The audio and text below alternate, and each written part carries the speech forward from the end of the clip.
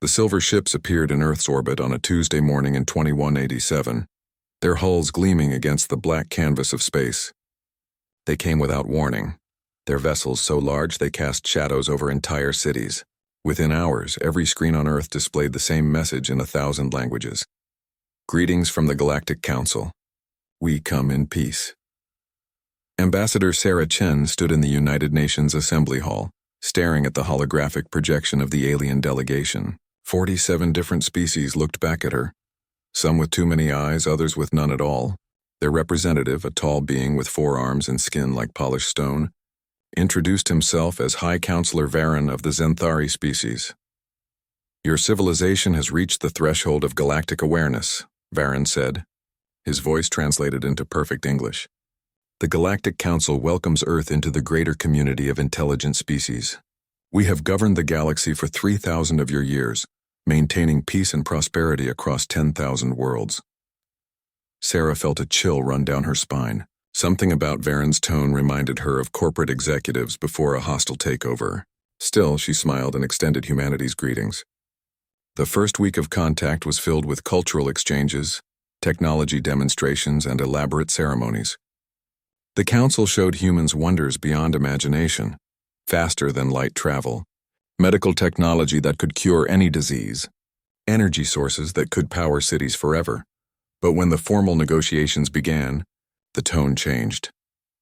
The standard integration protocol requires all new species to contribute to the galactic economy, Varen explained during the third week of talks. Sarah sat across from him in the negotiation chamber, surrounded by her team of Earth's best diplomats, scientists, and military advisors. Earth will provide 60% of its raw materials, agree to council governance in all matters of interstellar importance, and accept our guidance in developing your civilization properly. Sarah's eyes narrowed. That's not negotiation. That's conquest with paperwork. Varen's expression didn't change. This is how integration has always worked. 200 species before you have accepted these terms. You are young, Ambassador Chen. Your species has existed for mere thousands of years. We have civilizations that have thrived for millions. Trust in our experience, and if we refuse, asked General Marcus Webb, head of the Unified Earth Defense Force. Refusal is not advisable, Varen replied simply. The galaxy has an order. Chaos cannot be tolerated. You have 30 days to accept our terms. The transmission ended. Sarah looked around the room at faces filled with anger and disbelief. Humanity had barely reached its own moon a few centuries ago. Now aliens were demanding they surrender their freedom or face consequences. Across the galaxy, in a small office buried deep within the Council's intelligence division, a junior analyst named Krell worked through his 3rd consecutive shift. He was Zenthari like High Counselor Varen, but younger and far less ambitious.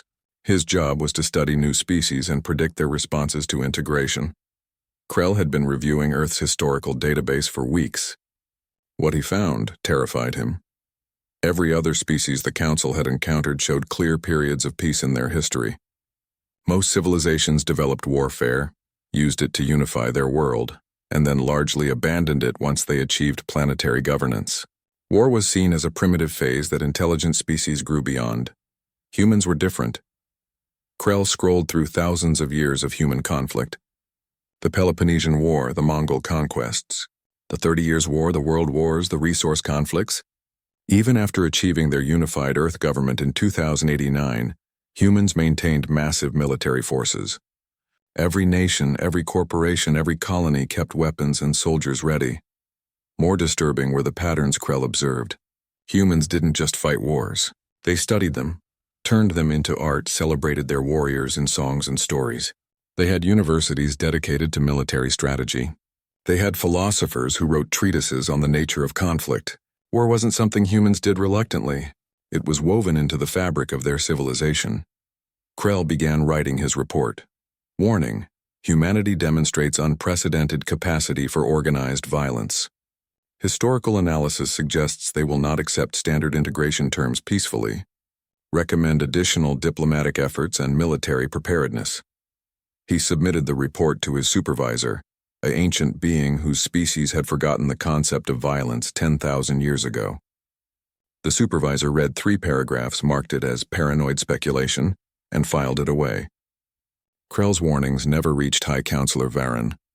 Back on Earth, the 30 days passed quickly. Sarah Chen and her team tried every diplomatic approach they knew.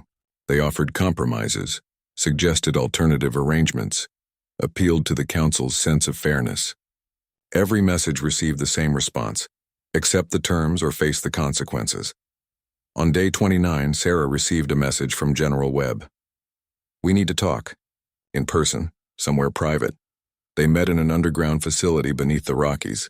Webb was there with representatives from every major military force on Earth. Sarah recognized faces from the Pan-African Federation, the Asian Coalition, the European Union, the American states, and dozens of other powers. We've been talking, Webb said without preamble. All of us. Every major military command on Earth, and we've reached a consensus. What kind of consensus? Sarah asked, though she already suspected the answer. The kind that says we don't surrender our world to anyone, replied Commander Zhao from the Asian Coalition. We've been preparing for this scenario since we first reached Mars. Every nation has secret weapons caches, hidden shipyards, contingency plans. We've spent 200 years not trusting each other. Now that paranoia is about to save us. General Okafor from Pan-Africa pulled up a holographic display. Operation Sleeping Dragon, initiated the day the Council arrived. We've been building warships in the asteroid belt for decades, just in case humanity ever needed them. The Council thinks we're a peaceful, naive species. They have no idea what we're capable of. Sarah felt her heart race. You're talking about war with a galactic empire. They have 47 member species, thousands of worlds, technology far beyond ours. They have better technology, Webb acknowledged. But technology isn't everything. They've had peace for thousands of years. They've forgotten how to really fight. We haven't. Every human alive grew up learning about war, whether they wanted to or not. It's in our history, our culture, our DNA. Sarah looked around the room. These were rational people, not warmongers. But she saw determination in their eyes, not fear. They had studied the situation and reached a conclusion that chilled her. Humanity's best chance of survival was to fight. What do you need from me? She asked quietly. Tomorrow when the deadline expires, tell them no, Webb said. Tell them humanity refuses. Then we'll show them why that was a mistake. The next day, Sarah Chen stood before the Galactic Council's holographic assembly. Every major news network in human space broadcast the moment. High Counselor Varen appeared, expecting to receive humanity's surrender. The United Earth government has considered your offer, Sarah said, her voice steady despite the weight of what she was about to do. Our answer is no. We will not surrender our resources. We will not accept your governance. Earth will chart its own course among the stars. Varen's expression remained neutral, but Sarah detected surprise in his eyes. This is disappointing, Ambassador Chen. You leave us no choice but to enforce compliance. A council fleet will arrive within 48 hours to initiate a standard blockade. Perhaps hunger and isolation will teach your species wisdom. The transmission ended. Sarah sat alone in the empty chamber for a long moment. Then her communicator buzzed. General Webb's voice, it's begun. Operation Sleeping Dragon is active. God help us all. Across human space, from Earth to Mars to the colony stations in the outer system, military forces received the same coded message. The time for diplomacy had ended. Now humanity would show the galaxy what humans did when threatened with extinction. They would fight. The Council fleet arrived exactly 48 hours later, just as High Counselor Varen had promised. 50 warships emerged from faster-than-light travel at the edge of the solar system, their formation perfect, their approach measured and deliberate. These were not vessels designed for brutal combat. They were enforcement ships meant to intimidate and contain, not destroy. Commander Talus of the Myrene species led the fleet. In his 400 years of service, he had overseen 17 compliance blockades. The procedure was always the same. Establish orbital control, cut off the planet's communications and trade, begin resource extraction operations on their outer colonies, and wait. Most species surrendered within a month. The longest holdout had been 73 days. Talus studied the data coming from his sensors. Earth's major cities showed normal activity patterns. Their defense satellites remained in standard orbits, not battle positions. A few dozen human ships moved through near-Earth space, but they were small vessels, clearly civilian transports and cargo haulers. They're not even preparing to resist, his tactical officer observed. Our intelligence was correct. Humanity lacks the military infrastructure for meaningful opposition. Talos nodded. Begin standard blockade formation. Deploy monitoring satellites. Initiate resource extraction operations on the 4th planet, the planet humans called Mars. I estimate they'll request negotiation within 10 days, but something nagged at Talos. The silence from Earth felt wrong somehow. Usually, new species sent desperate messages, pleading for reconsideration, or they blustered and threatened with weapons they didn't have. Humans did neither. They simply went quiet, on Earth. General Webb watched the Council fleet's deployment from a command center buried 3 miles beneath the Pacific Ocean. Holographic displays showed every enemy ship's position, updated in real time by hidden sensors throughout the solar system. They're spreading out, observed Colonel Park, his second in command, dividing their forces to cover more territory. Webb allowed himself a small smile. Just like the simulations predicted. They're treating this like a police action, not a military operation. They don't expect resistance, so they're not maintaining defensive formations. Do we have confirmation from all strike groups? Webb asked. Park nodded. Battle Group North reports ready. Battle Group South reports ready. Asteroid Defense Clusters Alpha through Zeta. All confirm ready status. Total force, 316 warships, 872 fighter craft, and 14,000 automated drones. Every unit is in position and awaiting your order. Webb took a deep breath. Humanity was about to cross a line that couldn't be uncrossed. They were starting a war with a galactic empire. Future historians would either celebrate this moment as humanity's finest hour, or curse it as the day they doomed themselves to extinction. All units, you have green light. Webb said quietly. Operation Sleeping Dragon is active. Show them what humans can do. Across the asteroid belt, hundreds of human warships that had been hiding among the rocks for weeks suddenly came to life. Their stealth fields dropped, their weapons systems powered up, and their engines burned bright. The ships were smaller than Council vessels, built lean and aggressive. They had names like Defiant, Indomitable, Unconquered, and Remember Titan. Commander Talos was reviewing supply reports when his entire tactical display turned red. Proximity alarm screamed. His sensor operator looked up with terror in his 3 eyes. Commander, we have multiple contacts, hundreds of ships all around us. They're human vessels, military configuration, weapons hot. Talos stared at the display in disbelief. Where had they come from? Council intelligence had reported no significant human military fleet. These ships couldn't exist, yet there they were, surrounding his carefully positioned forces. All ships, emergency defensive formation, Talos ordered. Recall all separated units immediately. But it was too late. The human fleet didn't wait for Council ships to regroup. They attacked like a pack of wolves, fast and vicious. The first casualties were the Council's outer patrol ships. Human fighters swarmed them from multiple directions, overwhelming their shields with concentrated fire. When a Council ship tried to rotate its main weapons toward the fighters, human capital ships would emerge from the asteroid field and hit them from the flanks. Talos had trained for fleet combat. He knew the proper strategies, the honorable tactics that civilized species used in warfare. The humans didn't fight that way. They didn't line up their ships for fair engagement. They used asteroids for cover, deployed swarms of kamikaze drones, and seemed perfectly willing to sacrifice their own ships if it meant destroying a Council vessel. They're savages, his weapons officer shouted after a human destroyer deliberately rammed one of their frigates, both ships exploding in a ball of plasma. They have no regard for the rules of engagement. Talos watched in horror as his fleet fell apart. Council ships were individually more powerful, with better shields and stronger weapons. But they were designed for patrol duty and intimidation, not real combat. Their captains had decades of training in the peaceful arts of diplomacy and enforcement. The humans fought like they were born for war. A human battleship called Thermopylae emerged from behind a large asteroid, its hull scarred and damaged but still fighting. It released a spread of missiles that Council sensors couldn't properly track. They moved too fast, accelerated to speeds that shouldn't be possible. When they impacted against the Council flagship's shields, the force was catastrophic. What are those weapons? Talos demanded. His science officer checked the readings, his tentacles trembling. Kinetic impactors. Simple metal rods accelerated to 30% of light speed. They're using raw physics as a weapon. Our shields are designed to deflect energy weapons and conventional missiles. We have no defense against this. Another salvo of kinetic impactors tore through two Council destroyers.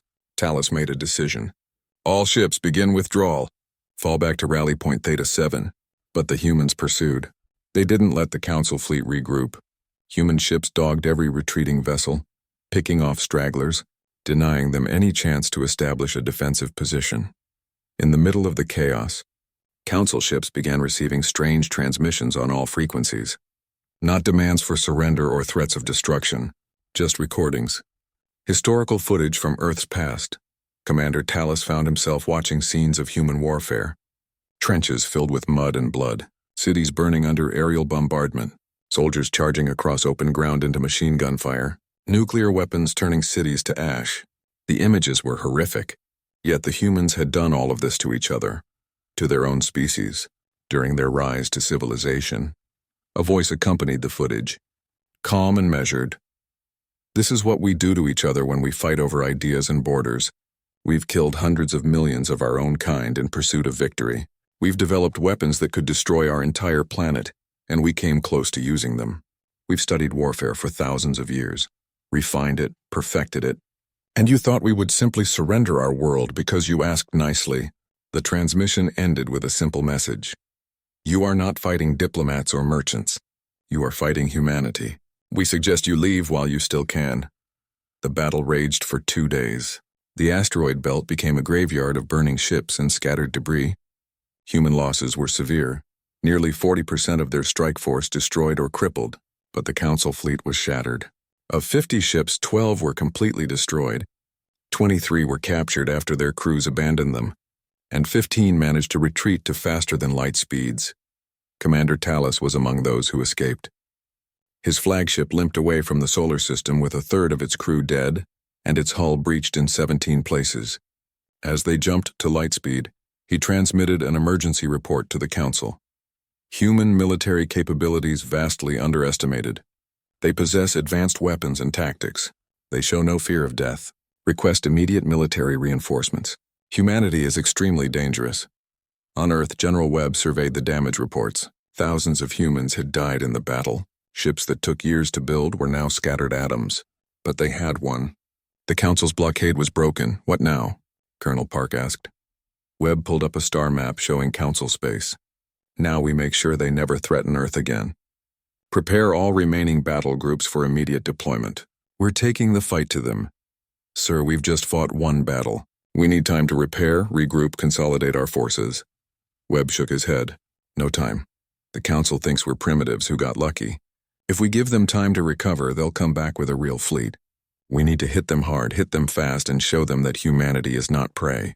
We're predators, and we're done hiding. Across human space, the message went out to every military installation, every hidden shipyard, every armed vessel. The war wasn't over. It was just beginning.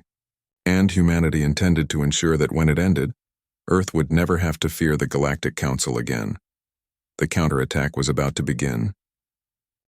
High Counselor Varen stood in the Council's Grand Assembly Hall on Zenthar Prime, staring at the holographic display that showed the shattered remnants of the blockade fleet. Around him, representatives from 47 species argued in dozens of languages, their voices rising in panic and confusion. "This is impossible," shouted Ambassador Krell of the Vorian Collective, a species that looked like floating jellyfish. "We've maintained galactic peace for 3,000 years. One primitive species cannot destroy a Council fleet." "Yet they did," Vern said quietly. His forearms hung at his sides, a posture of defeat his species rarely showed. Commander Talus's report is clear. The humans were prepared. They had warships we didn't know existed. They fought with tactics we've never encountered. And worst of all, they showed no fear of death. The ancient keeper of records, a being so old its species name was forgotten, projected its thoughts directly into the minds of all present. In 3 millennia of Council history, 207 species have been integrated. None resisted past the initial blockade phase. This is unprecedented. "Then we must respond with overwhelming force," declared General Thax of the Kryn Empire, a warrior species that served as the Council's primary military force. "I will personally lead a battle fleet of 500 ships. We'll reduce their homeworld to ash and teach the galaxy what happens to those who defy Council authority." Several Council members voiced agreement. But Varen raised one of his hands for silence. Before we commit to full-scale war, I want to understand what we're facing. Someone bring me that analyst who filed the warning report about humanity.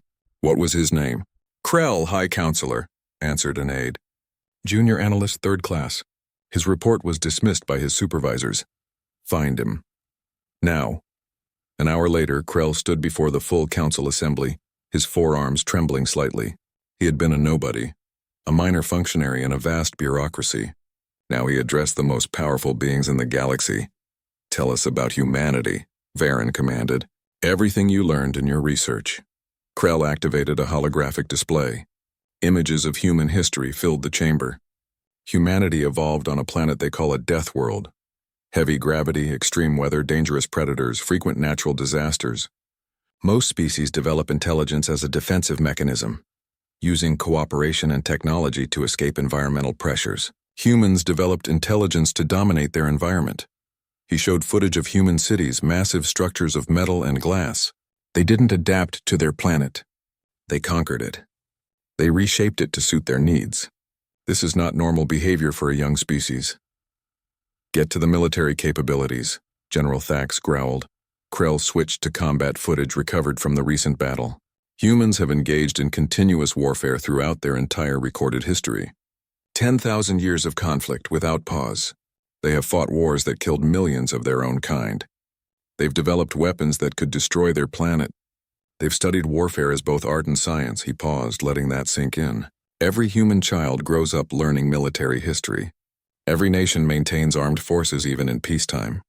They have phrases like war is politics by other means and peace through strength. Fighting isn't something they do reluctantly. It's part of their cultural identity. So they're aggressive, Varen said. That doesn't explain how they defeated our fleet. They're not just aggressive, High Counselor. They're creative in their aggression. Watch this. Krell showed footage of human kamikaze drones deliberately ramming council ships. They use tactics we would consider wasteful or dishonorable. They sacrifice resources without hesitation if it achieves their objective. They don't fight fair. They fight to win. The council chamber fell silent as they watched more footage. Human ships using asteroids for cover. Kinetic weapons moving at relativistic speeds. Swarm tactics that overwhelmed defensive systems through sheer numbers. There's something else, Krell said, his voice barely audible. I've reviewed their cultural transmissions. Their stories, their art, their entertainment. Humans celebrate their warriors. They tell stories about last stands and Pyrrhic victories. They have a concept called dying free rather than living as slaves. They would rather face extinction than submit to outside control. General Thax scoffed. Bravado. Every species talks tough until real consequences arrive. When we destroy their colonies and blockade their homeworld, they'll surrender. No, Krell said with quiet certainty. They won't. That's what I'm trying to tell you. The humans you're fighting survived nuclear weapons, global plagues, climate disasters, and countless wars. They've already proven they can endure suffering we can't imagine. If you threaten them with extinction, they'll fight until the last human is dead. Varen looked at the young analyst with new respect. What do you recommend? Immediate negotiation. Offer them favorable terms. Accept them as equals in the council. Because if we fight them, High Counselor, we might win, but the cost will be devastating. They won't surrender. They'll make us kill every last one of them, and they'll take as many of us as they can with them. Before Varen could respond, alarms blared throughout the chamber. An emergency communication from the frontier worlds. Human forces attacking. Multiple systems under assault. Request immediate reinforcements. The strategic display lit up with red warning markers. Human battle groups were striking across council space simultaneously. They hit military installations, destroyed shipyards, targeted supply depots. They moved fast, struck hard, and disappeared before council forces could respond. This is insane, whispered Ambassador Krell of the Vorian Collective. They just fought a major battle. They should be consolidating, recovering. Instead, they're attacking us? The analyst Krell spoke quietly. That's exactly why they're attacking now. They know you expected them to be defensive. Human military philosophy. Keep the enemy off balance, never let them recover, maintain initiative at all costs. Over the next 3 months, the galaxy learned to fear humanity. Human strike groups operated independently, hitting targets across dozens of systems. They destroyed Council military infrastructure but carefully avoided civilian casualties. This precision somehow made them more terrifying. It proved they were in complete control, choosing mercy rather than being incapable of cruelty. Council member species began to panic. Many had lived in peace for centuries. Their populations weren't prepared for war. Civilian stations near military bases watched helplessly as human ships destroyed Council fleets in orbit above them. The humans could have killed billions but chose not to. The message was clear. We can reach you anywhere, anytime, but we're choosing not to harm civilians. Public opinion across Council space shifted. Many species questioned why they were fighting. Humanity had asked only to be left alone. The Council had demanded submission. Now young soldiers from peaceful species were dying in a war that seemed increasingly pointless. General Thax assembled his promised battle fleet of 500 ships. But before he could launch his counteroffensive, human forces struck the Naval Academy on his homeworld. They didn't attack the graduation ceremony where thousands of young cadets celebrated earning their commissions. Instead, they destroyed every warship in orbital dock around the planet. The cadets watched from the ground as their future fleet burned. Not a single cadet was harmed, but General Thax's naval forces lost 200 vessels in 20 minutes. The humans transmitted a message on all frequencies. We could have killed your children. We chose not to. Remember that mercy when you decide whether to continue this war. Varen watched these events with growing horror. The Council was losing not through military defeat but through erosion of will. Species were threatening to withdraw from the coalition. The unified front that had maintained peace for 3,000 years was cracking. Then humanity delivered its ultimatum. Admiral Sarah Shen appeared as a holographic projection before the entire Council assembly. She looked tired. Humans didn't have the long lifespans of Council species. Each day of war was a larger percentage of her limited existence. But her eyes were hard as steel. Members of the Galactic Council, she began. 3 months ago, you came to Earth demanding our submission.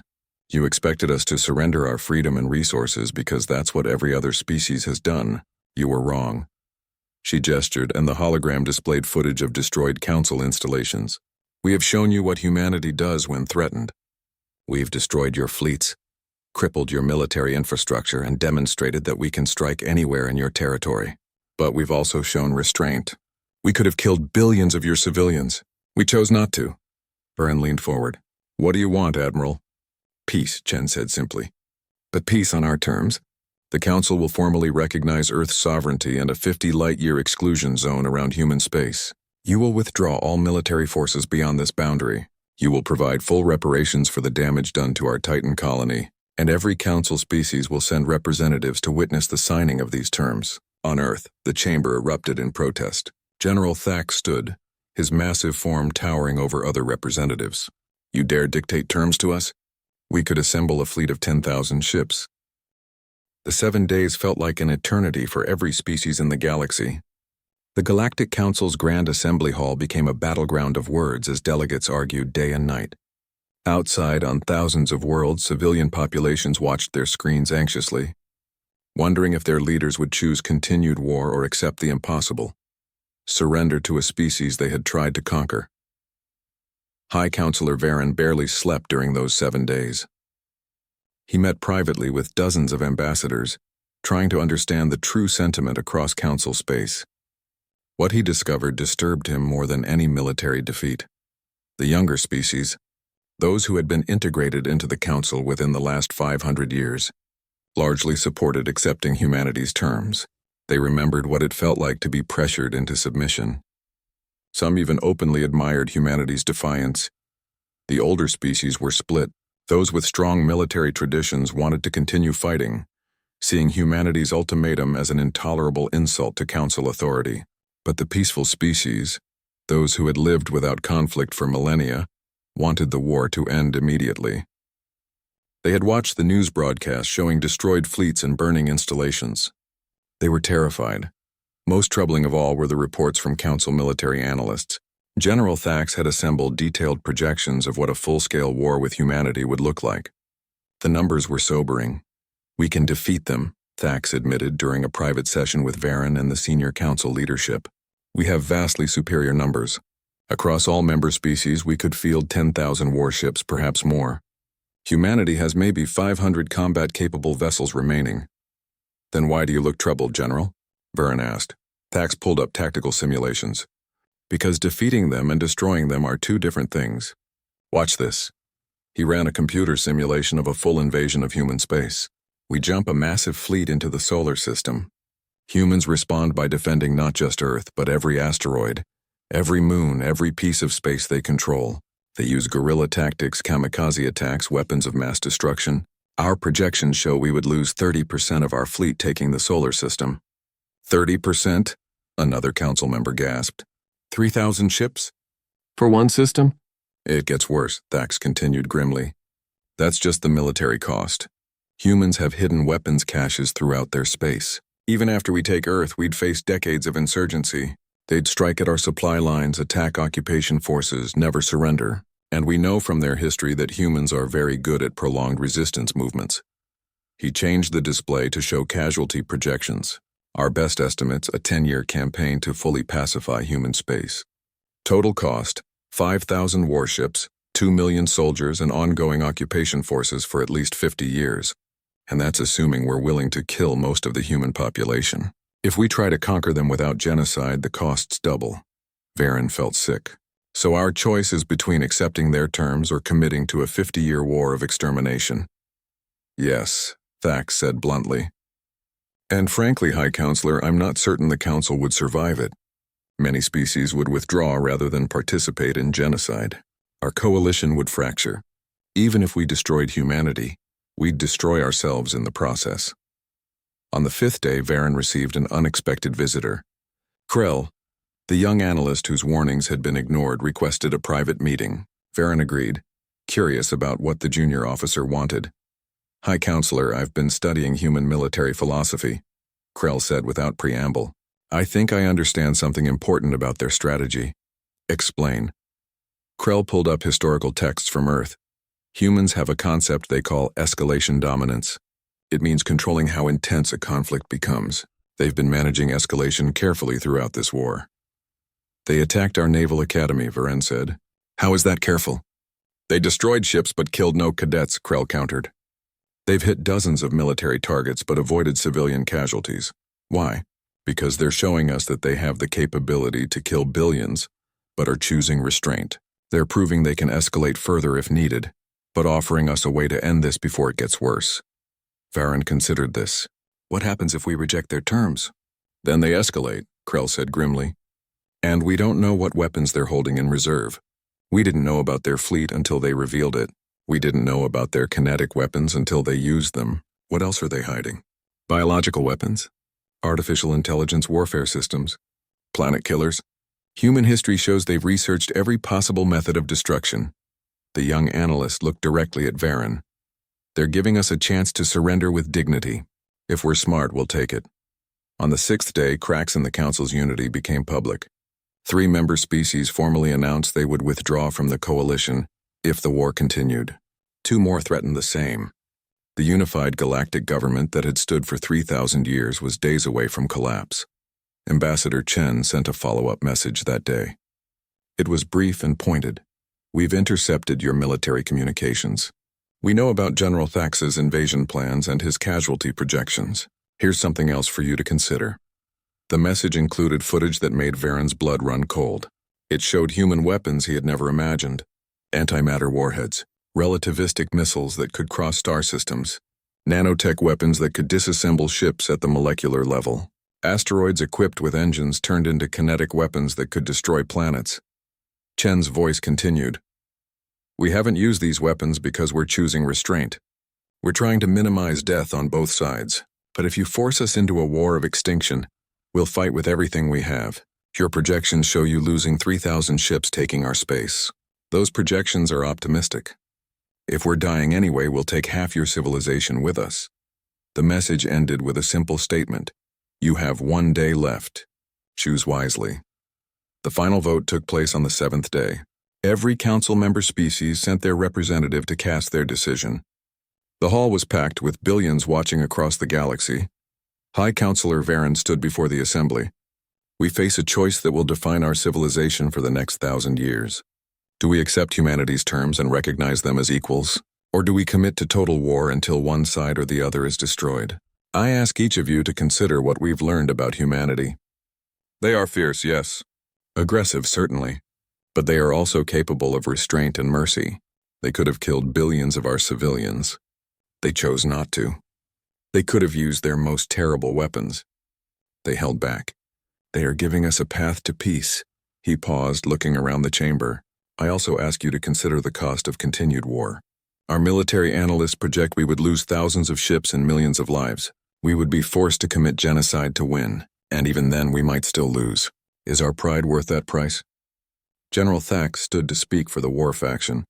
If we surrender to this ultimatum, we show the entire galaxy that the Council can be intimidated by a single species. Every aggressive civilization will see us as weak. The peace we've maintained for 3,000 years will crumble. Then a surprising voice spoke. Admiral Corvin of the Myrene species, one of the Council's most respected military commanders, rose from his seat. General Thax is wrong. Humanity hasn't shown us as weak. They've shown us as foolish. We tried to bully a warrior species into submission without understanding what we faced. They defeated us fairly in battle and then offered us generous terms. Accepting those terms isn't weakness. It's wisdom.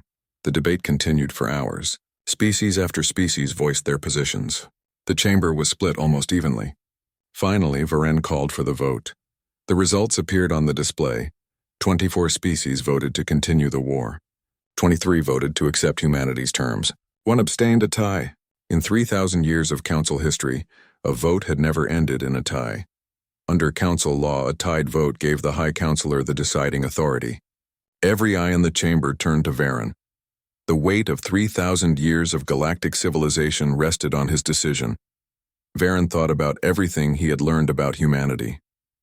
Their ferocity in battle, their capacity for both terrible violence and remarkable restraint, their unwillingness to submit, and most importantly, their offer of peace rather than vengeance. I vote to accept humanity's terms, Varen said clearly. The war ends today. The chamber erupted in chaos. Some species cheered, others shouted in anger. General Thax stormed out, followed by several military commanders. But the vote was final. The Galactic Council would surrender to humanity's ultimatum. Varen immediately sent a message to Admiral Chen. The Council accepts your terms. We will send representatives to Earth for the treaty signing. The war is over. Chen's response came within minutes. We acknowledge your acceptance. Representatives from all Council species are expected on Earth in 30 days. The treaty will be signed at the United Nations complex. We look forward to beginning a new relationship based on mutual respect rather than coercion. Varen sat alone in his office after the vote, feeling older than his 600 years. The galaxy had changed forever today. The ships began arriving at Earth 3 days before the scheduled signing ceremony. They came from across the galaxy, carrying representatives from all 47 Council member species. Some came willingly, eager to see the homeworld of the species that had defeated the Council. Others came reluctantly, resentful of the humiliation they felt. High Counselor Varen's vessel was among the first to arrive. As his ship approached Earth, he stood before the main viewport staring at the blue and green planet below. It looked peaceful, almost fragile. Hard to believe such a beautiful world had produced such fierce warriors. Prepare my shuttle, Varen ordered. I want to arrive early and spend time understanding this place before the ceremony. His security chief protested. High Counselor, we haven't established proper security protocols. The humans could what? Varen interrupted gently. Kill me? If they wanted me dead, they could have done it months ago. They prove they can strike anywhere. No, they brought us here for a reason. I intend to discover what that reason is. The shuttle landed at a facility outside the city humans called New York. Varen emerged to find Admiral Sarah Chen waiting for him, along with General Webb and several other human officials. Chen stepped forward and extended her hand in the human gesture of greeting. Welcome to Earth, High Counselor, she said. Thank you for coming early. I thought you might want to see more than just a conference room. Varen took her hand carefully. Humans were so fragile compared to his species, their bones breakable, their skin thin and unarmored. Yet these fragile beings had defeated the Council's fleet. I would appreciate that, Admiral. I want to understand your world. Over the next 2 days, Chen personally guided Varen through Earth. She showed him the ruins of cities destroyed during humanity's world wars. now preserved as memorials. She took him to the museum dedicated to the Titan colony, where he saw firsthand the damage Council forces had caused. She brought him to universities where humans studied everything from ancient philosophy to advanced quantum physics. But what struck Varen most was visiting ordinary human neighborhoods. He watched children playing in parks, couples walking hand in hand, old people sitting on benches feeding birds. These weren't warriors. They were just people living their lives, no different from civilians on Council worlds. "I don't understand," Varen admitted as they sat in a small cafe, drinking something humans called coffee. "Your military defeated our fleet with ruthless efficiency. Your tactics were brutal and uncompromising, yet your people seem peaceful, gentle even. How can both things be true?" Chen was quiet for a moment, staring into her cup. "Because we have to be both. Humans learned a long time ago that if you want peace, you must be prepared for war. We're peaceful because we know the cost of conflict. Every human grows up learning about our wars, the millions who died, the suffering we inflicted on each other. We don't love war, High Counselor. We're terrified of it, but we're more terrified of losing our freedom." She looked up at him. "When you came to Earth demanding our submission, you didn't see soldiers. You saw artists and scientists and farmers. But every one of those people is willing to become a soldier if their freedom is threatened. That's what you didn't understand. You weren't fighting a military. You were fighting an entire species." Varen thought about this. "On my world, we separated our warriors from our civilians millions of years ago. Those with aggressive tendencies became soldiers. The rest became civilians. We thought this made us more civilized." "Maybe it did," Chen said. "But it also made you vulnerable. Your soldiers fight because it's their job. Our people fight because they're fighting for their homes, their families, their right to exist. There's a difference." That evening, Krell requested a private meeting with Chen. The young Zenthari analyst had been instrumental in convincing the Council to accept peace terms, and Chen was curious to meet him. They met in a garden outside the United Nations complex. Krell seemed nervous, his forearms fidgeting constantly. "Admiral Chen, I wanted to apologize. I tried to warn the Council about humanity's capabilities. If they had listened to me, perhaps this war could have been avoided." Chen smiled sadly. "Don't apologize, Krell. Your leaders didn't want to hear the truth. That's not your fault. Besides, maybe this war needed to happen. Maybe the galaxy needed to learn that not every species will submit to intimidation." "I've been studying your history," Krell said, "trying to understand what makes humans different. And I think I found something interesting. Most species develop sentience and then spend millions of years slowly evolving culturally. Humans did it in thousands of years. You went from using stone tools to traveling to other planets in less than 10,000 years. Why so fast?" "Competition," Chen answered. "Earth had multiple intelligent human subspecies at one point. Neanderthals, Denisovans, Homo sapiens. We competed for resources, territory, survival. Only Homo sapiens survived. But that competition drove rapid innovation.